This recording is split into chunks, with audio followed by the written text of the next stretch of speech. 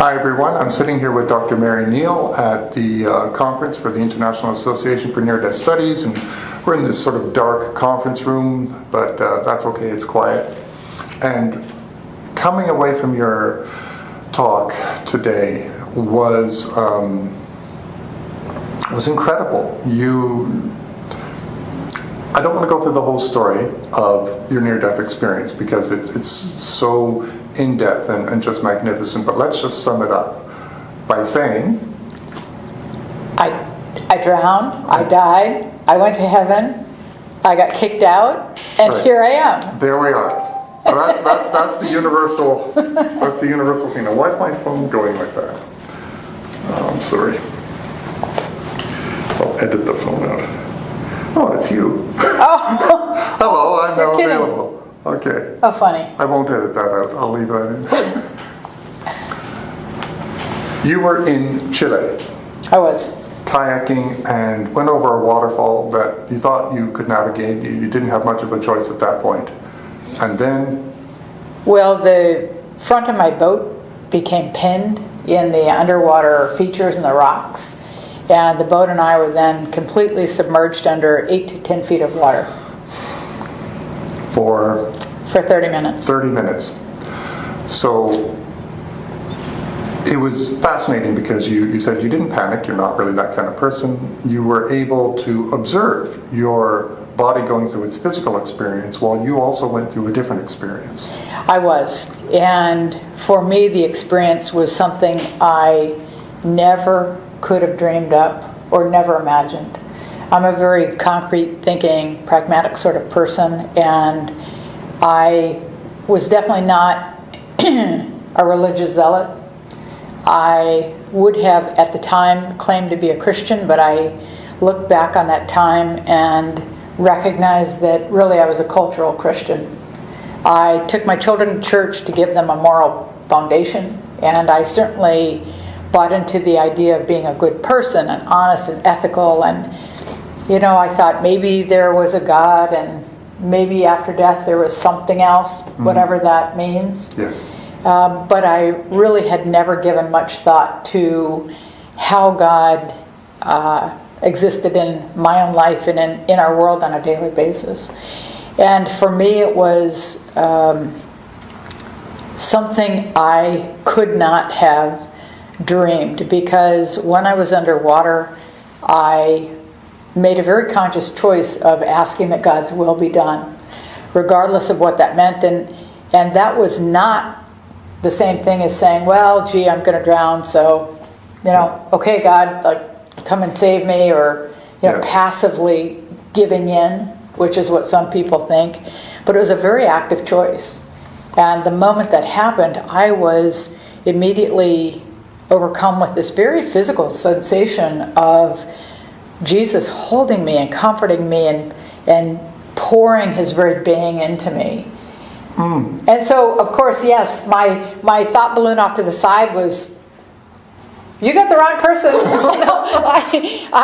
I mean, we talk about not needing to earn love or work for love. Yes. But we don't believe it. And then when it happens. And then it happened, and I was surprised because I didn't earn it. This absolute unconditional love and grace and enfolding in tender, Excuse me. complete, compassionate cradle of being. It was, it could make me start crying now if I really absorb myself into it. Excuse me. I could start crying because it was the experience of holding a little baby and pouring all of your hopes and dreams and loves into that little baby. But I was the baby. And it was really beyond comprehension in terms of the intensity of love and just pure compassion. It sounds exquisite and transcendent, and yet somatically, with your entire being, apprehensible. And look, it hasn't faded. No. How long ago was that? That was in 1999. It was a long time ago, but it seems like it's real time. Real time, right? One of the things that I really appreciate about near-death experiences or other experiences that involve God, whether that's a dream visitation or whatever other experience. When God is involved, the memory of the experience is not a memory. When we talk about them, I think that we all talk about those experiences in the present tense. Yes. Because we're really experiencing it in the present tense. And so the details never change, And no yet, matter how much time has passed. if we relate that with a great accuracy, it can bring us to tears Absolutely. because we are. Absolutely. I spent many years not really allowing myself to think about my experiences too much, Yes. because I found that I was being drawn further and further back into my experience and focusing less and less on what I need to do here and now. Is there a paradox of a signature of sadness in that? Some people speak of a depression or feeling. When I came back, when I was kicked out, I went through a period of time when I'm not sure if I was sad or in a state of disbelief that I was sent back. Yeah. But I think one of the problems with near-death experiences is that many people become stuck in the experience. And the experience is only valuable if you can then take that and be transformed and transform other people. When I think about God's world, heaven, whatever you want to call it, when I think about that and I think about life here on earth, there are many people who would say, well, gee, don't you want to go back tomorrow? And my answer is yes, when my work is done, I'm looking forward to going back. I'm certainly not afraid of death, but I don't want to diminish the value of being here, because this experience on earth and this experience in life is just this incredible opportunity. It's a great adventure. It brings context and meaning because we do have a home. Yes. We are going home. But there are things we learn here that we can't learn there.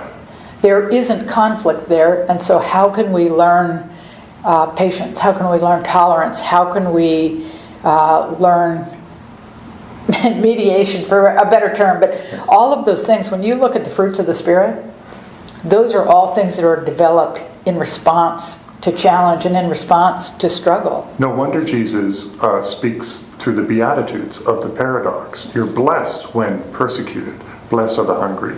Blessed are those who are going through suffering and hardship, because that accelerates your evolutionary and spiritual development. Right. Oh man, what a hard way to go, but that's the fast track. But when things are good, nothing changes. Yeah, we get quite comfortable. Absolutely. Yeah. And I mean, I think about heaven and I think about our experience here in the context of travel. Because where I live is wonderful. For me, it is the greatest place on earth. I love, love, love where I live. I love my property. I love everything about it. And I love being home. What part of the country are we talking about? Well, I live in Jackson Hole, Wyoming. So it's Okay. mountains and dramatic, and Enough said, right it's there. wonderful. Yeah. But we all love where we live. Yes. Or most people. So I love where I live, and then I go on a trip. And I go to South America, or I go to Europe. And I may bicycle at home, but I go to Europe and I bicycle, and it's a different experience. And some things are great, and some things aren't. I don't like the food, Yeah. I mean, there are wonderful experiences, and it's a great opportunity to learn. And then I come home, Right. and I love being back home. If I were to be in Europe longing to be home, it would cheapen the value of that experience. Mm-hmm. Why would I go there? Right. Meanwhile, when I come home, that doesn't mean that I don't want to go to Europe. Yeah. Because there are things that I learn in Europe or China or South America that I can't learn at home. This speaks to the journey here on earth that we have as incarnate beings, expressions of that love, that consciousness. Yes, and that's why I think about my time here on earth, each one of us. Yes. I try to absorb every moment. I'm not in a rush to go back because I know I'm going home. Right.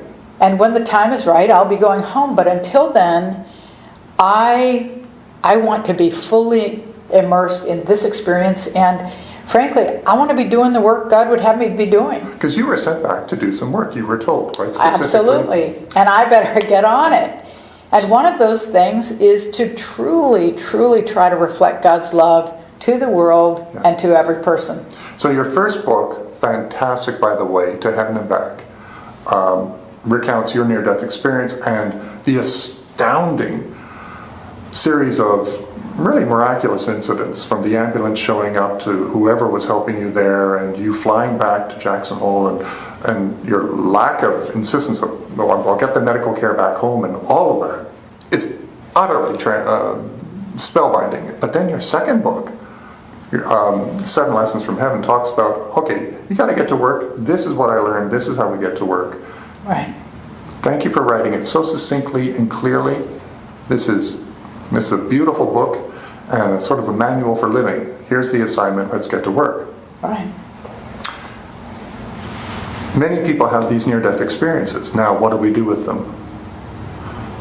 The work of love, of shining that divine light, being that instrument. On the day-to-day basis, how would you describe that you do that? I do that in many ways. It can be as simple as smiling at someone. It can be that simple. It can be that simple. You know, one of the problems I find is that we all want to do God's work in great ways, big ways. We all want to, be at the mountaintop.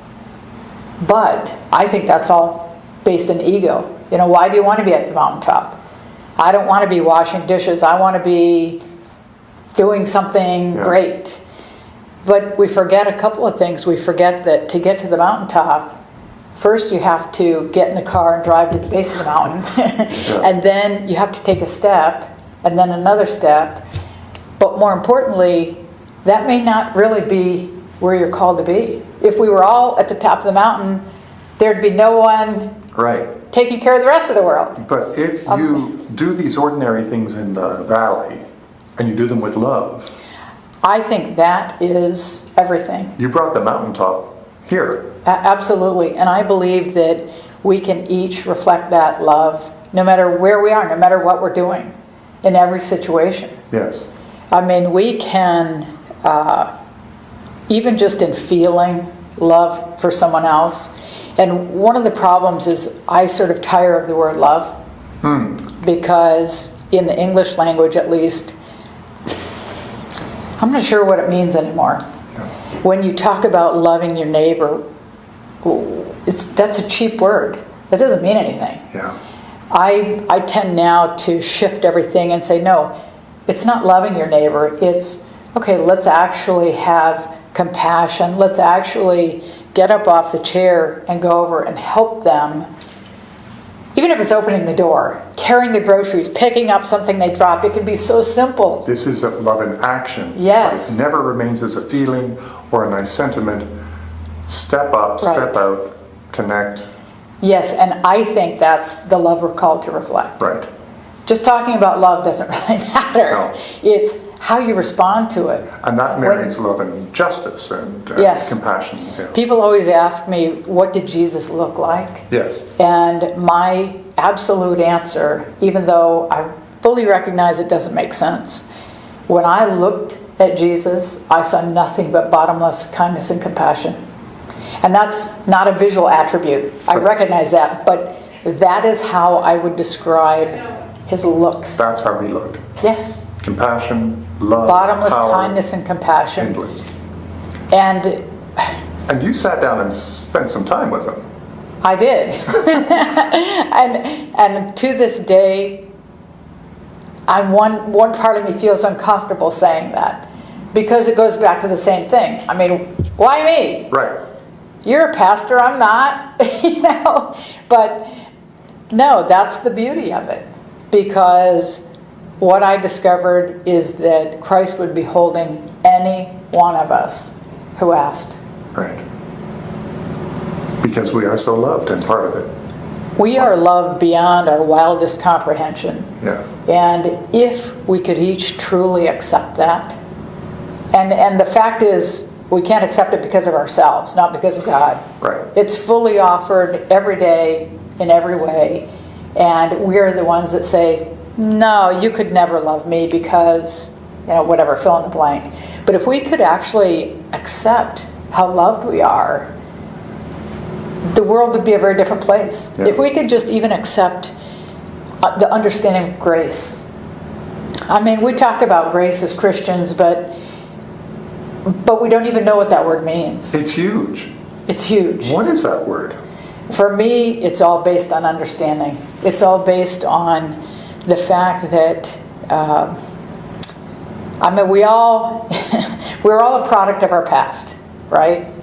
And we all miss the mark, and that's the way it is. Yeah, I'm and good at that. That's fine. Yeah. But when you understand the backstory, when you understand what brings a person to a moment in time where they miss the mark, where they hurt someone, where they say something terrible, do something, whatever it is, they miss the mark. When you understand what brought them to that point in time, then it's not a matter of forgiveness, because that's sort of this conscious choice. But when you have that understanding, then forgiveness isn't even part of the picture, because it's grace. It's replaced your sense of hurt or anger or whatever the destructive emotion. It just disappears, and it's replaced with compassion. It's replaced with kindness. It's replaced with understanding. And to me, that's what grace is. Grace is sort of this, not forgiveness in action, but it's this understanding. It's this acceptance that you're a loved being. I mean, you are so loved, and yeah, okay, you blew it. Yeah. Let's go. And that's okay. Let's get that's up again. part of. That's right. That's part of the deal. Because the way we shine with God's love is sporadically. Yes, but here's the thing. I know that God knows me much better than I know myself. Yes. And understands at any given moment how I got there and why I said something hurtful to someone. And you know what? God says, I understand, and it's not anger that God's going to feel, it's tenderness. It's let me help you try again. You did share that you had a life review, and the moments that were highlighted were quite surprising to you. Oh, they were all the terrible ones. And not comfortable. No, they were all the most painful moments of my life. But reviewed with absolute compassion. Oh, absolute. And not just compassion for me. Things like we reviewed an event where a neighbor boy molested me. Okay? That is something that certainly created lingering anger and all sorts of things, as you might expect. But it was remarkable that when I not only re-experienced it from his perspective, but when I really understood him and his life story, it all disappeared. When I think about him, I feel nothing but compassion. And it really was like that with every circumstance. Whether it was someone that hurt me or even if I hurt someone. I mean, my feelings of regret just disappeared. What I discovered is that where God's love is present, there's no room for a destructive emotion. And it just doesn't exist. We are healed. We are 100% healed. Yeah. Which is, I believe, why we can enter heaven whole and healed. Yeah. I've had many people say that, well, if I'm going to come across whatever, my uncle, I'm not going there. Right. Because I never want to see that guy again. Yeah. And it's impossible to explain it, but the reality is those relationships are entirely reconciled through understanding. So that paradox will be waiting for us to understand when we get home, when Yes. we get there. Let's not spend a lot of energy trying to figure it out here. Well, that's the whole point. Yeah. And I will tell you,